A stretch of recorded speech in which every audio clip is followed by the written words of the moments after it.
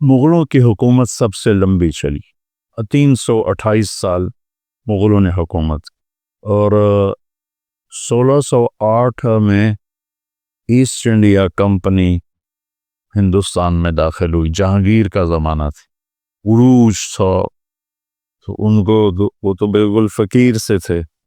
East India company انگریزوں کی England سے آئی ہو، تو وہ شاہ جہاں اس جہانگیر تک ان کی رسائی ہوئی۔ جہانگیر کو میری طرف سر درد رہتا، تو اس نے ان سے پوچھا تمہارے پاس کوئی چیز ہے سر درد کی؟ تو اس وقت وہ سائنس میں آگے جا چکے تھے، تو اب دیسی علاج میں کوئی ایسی دوا نہیں ہے جو فوری اثر کرے، تو انہوں نے اس کو گولی دی، وہ ٹھیک ہو گیا۔ وہ تو بڑا خوش ہوا، کہنے لگا کیا مانگتے ہو؟ اب ان کا دیکھو اپنے ملک کے لیے خیر خواہی، کہنے لگے جی ہمیں انڈیا میں تجارت کی اجازت دی جائے، رجاؤ اجازت۔ تو انہوں نے یہ جنوبی ہند کی طرف اپنے چھوٹے چھوٹے اڈے بنا لیے۔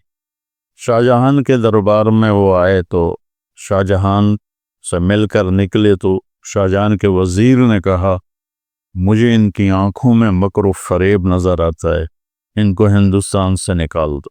تو شاہ جہان کہنے لگا کیا پدی کا شوربہ، ان کی حیثیت ہی کیا ہے، ان کا ہونا نہ ہونا ہمارے لیے برابر ہے۔ تو بعد میں پتہ چلا وہ پورا ہندوستان ہی کھا گئے۔ تو 1608 میں جہانگیر کا زمانہ تھا جب یہ ایسٹ انڈیا کمپنی آئی، اور پھر وہاں انہوں نے اپنے اڈے بنانے شروع کیے۔ آہستہ آہستہ آہستہ مقامی فوج تیار کی، اور مقامی فوج سے 1757 میں سراج الدولہ کو شکست دے کر بنگال پہ قبضہ کر لی۔ مقامی فوج اتنے بے حس ہو چکے تھے مقامی لوگ، اور پھر 1799 میں ٹیپو سلطان شہید کر دیے، تو انہوں نے کہا اب ہندوستان ہمارا ہے، سارے ہندوستان پہ قابض ہو گئے۔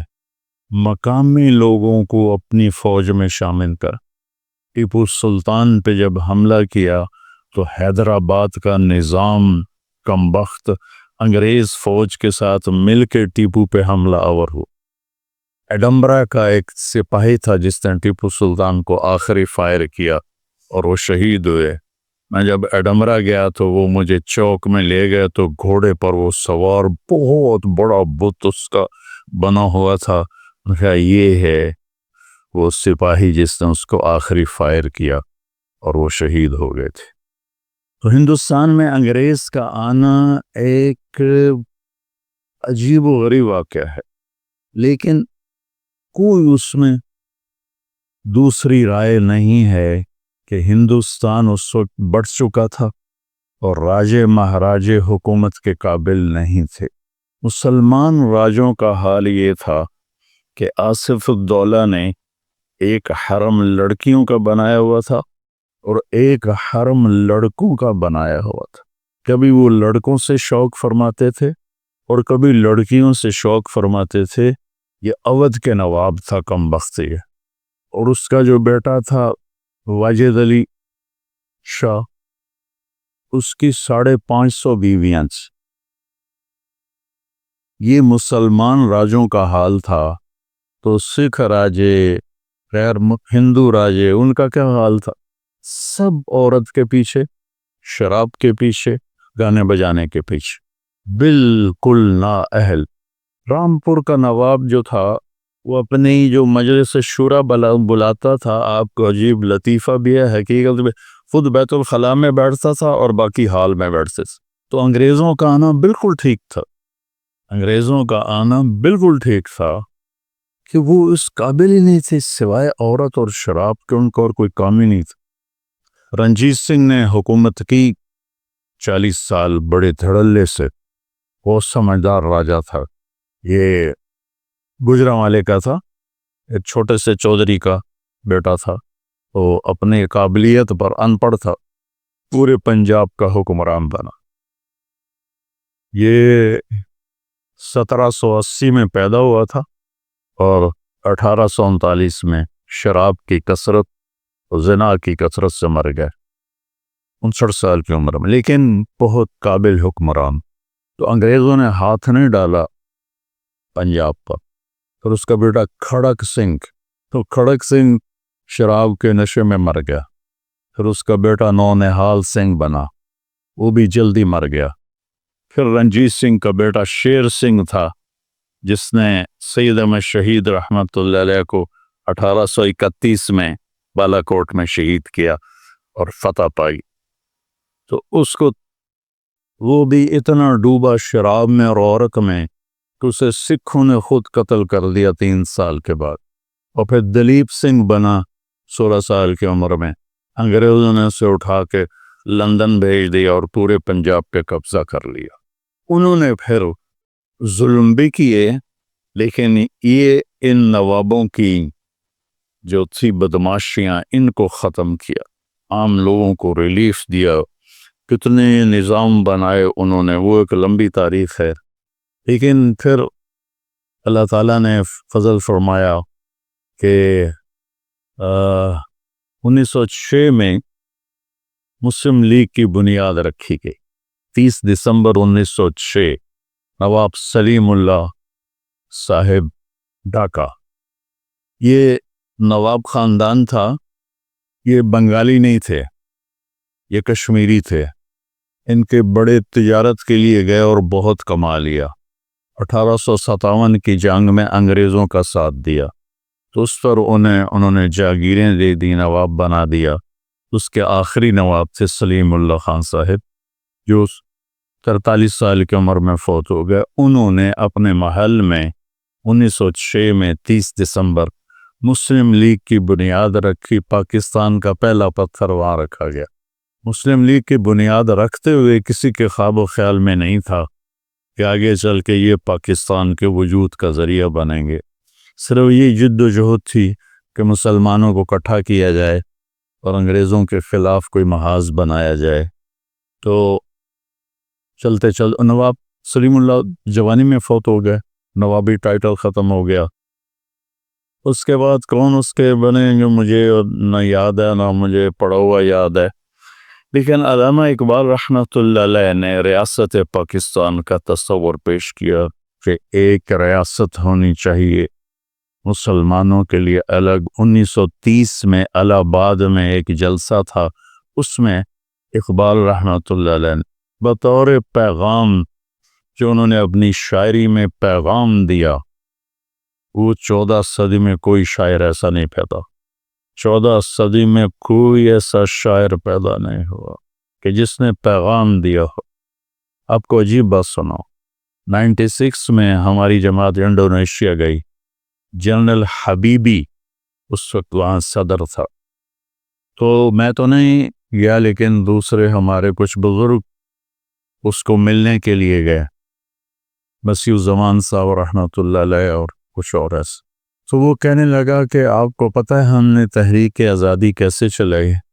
پھر آپ بتائیں کہ اقبال کی شاعری اور آپ کے قائد محمد علی جناح رحمۃ اللہ علیہ کی تقریریں، ان کا ہم نے انڈونیشی زبان میں ترجمہ کر کے اپنے نوجوانوں کو ابھارا، اور ہم آزاد ہوئے پرتگال وہاں تھا، لیکن ہم جانتے نہیں اقبال کون ہے۔ تو انہوں نے سب سے پہلے یہ تصور پیش کیا کہ ایک ریاست ہونی چاہیے۔ قائد اعظم محمد علی جناح رحمۃ اللہ علیہ یہ ساہیوال کے تھے، ان کے جو بڑے تھے ساہیوال کے، راجپوت فیملی تھی، گجراتی نہیں تھے یہ۔ کیم چھو مجامہ، یہ گجراتی زبان ہے، کیم چھو مجامہ، کیا حال ہے، بڑا چاد۔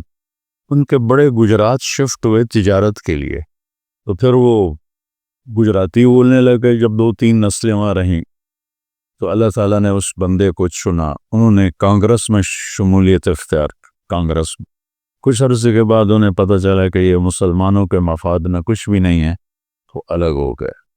مسلم لیگ میں شامل ہوئے تو بری طرح مسلم لیگ پٹ رہی تھی، تو یہ مایوس ہو کے لندن چلے گئے، بہت بڑے وکیل تھے۔ تو علامہ اقبال رحمۃ اللہ علیہ نے انہیں خط لکھا کہ آپ واپس آئیں اور مسلم لیگ کی باغ ڈور سنبھال۔ تو وہ پھر ان کے خط پر واپس تشریف لائے اور مسلم لیگ کی باغ ڈور سنبھالی۔ پھر علماء دیوبند دو حصوں میں تقسیم ہو گئے۔ ایک حصہ کہتا تھا تقسیم نہیں ہونی چاہیے، مولانا شرف علی تھانوی رحمۃ اللہ علیہ، مولانا شبیر احمد عثمانی رحمۃ اللہ علیہ، مولانا ظفر احمد تھانوی رحمۃ اللہ علیہ، مولانا سلیمان تھے ندوہ کے، تو یہ حضرات کہتے تھے تقسیم ہونی چاہیے۔ تو اس سے علماء دیوبند دو حصوں میں تقسیم ہو۔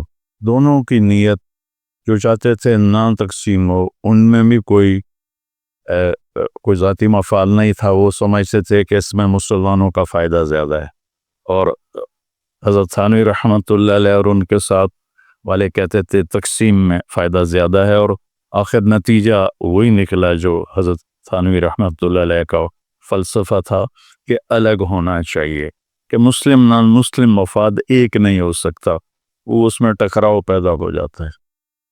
تو مسلم لیگ بہت بری طرح پٹ رہی تھی، تو مولانا شبیر احمد عثمانی، مولانا ظفر احمد تھانوی، انہوں نے دورے کیے پورے سرحد کے اور ہندوستان کے، اور جو جوشیلی تقریریں کر کر کر کر مسلم لیگ کو اتنا کھڑا کیا کہ الیکشن میں کافی سیٹیں لینے میں کامیاب ہو گئے۔ ادھر 1940 میں دوسری جنگ عظیم شروع ہو گئی، جو 44-45 تک رہی، اور انگلینڈ بالکل اس کی کمر ٹوٹ گئی اور اسے اپنے مقبوضہ جات پر قبضہ رکھنا مشکل ہو گیا۔ ادھر تحریک پروان چڑھ گئی، پاکستان کا مطلب کیا، لا الہ الا اللہ۔ آج کے نوجوانوں کو پتہ ہی نہیں ہے کہ کیا قربانیاں ہوئیں۔ تو آخر کار انگریزوں کو ہارنا بھی پڑا اور وہ مجبور بھی ہو گئے تھے، دونوں چیزیں تھیں، قبضہ رکھ نہیں سکتے تھے، سارا کچھ برباد ہوا پڑا تھا۔ اور ادھر مسلمانوں میں بھی ایک جوش اور تحریک اٹھی ہوئی تھی، ہندوؤں میں بھی اٹھی ہوئی تھی۔ تو پھر اللہ تعالیٰ نے محمد علی جناح رحمۃ اللہ علیہ، بہت بڑے ہمارے محسن ہیں، بڑے عظیم انسان تھے، مقدر کی بات ہے انہیں حکومت کرنے کا موقع ہی نہ مل سکا۔ 47 میں آزاد ہوا، 48 میں انتقال ہو گیا، ٹی وی کے مریض تھے 72 سال کی عمر میں۔ اس کے بعد پھر ایک لائن لگ گئی، ایک دکھ بھری داستان ہے، ایک درد بھرا افسانہ ہے، جگر سوز بھی ہے، دل خراش بھی ہے، کہ قربانیوں کو رائے گاں کر دیے، 6 لاکھ لوگ ذبح ہوئے، 6 لاکھ، 1.5 کروڑ لوگ ہجرت کرنے پر مجبور ہوئے۔